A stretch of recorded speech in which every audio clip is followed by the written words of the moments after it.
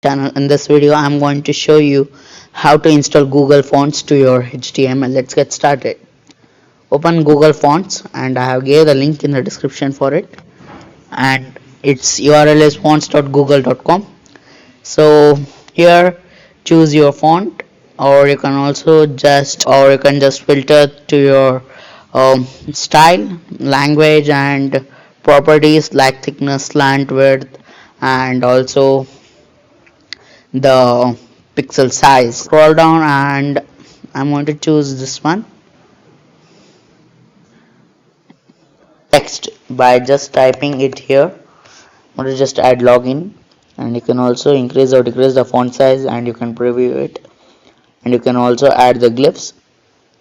And if you scroll down here you will get the designer name, and if you want to contribute them, just click on this github.com/ the some URL, and I also gave that link in the description if you are interested to contribute.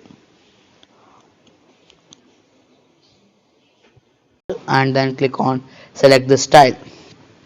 Now open your HTML file. So this is the HTML file. I'm going to just add the CSS, that means style,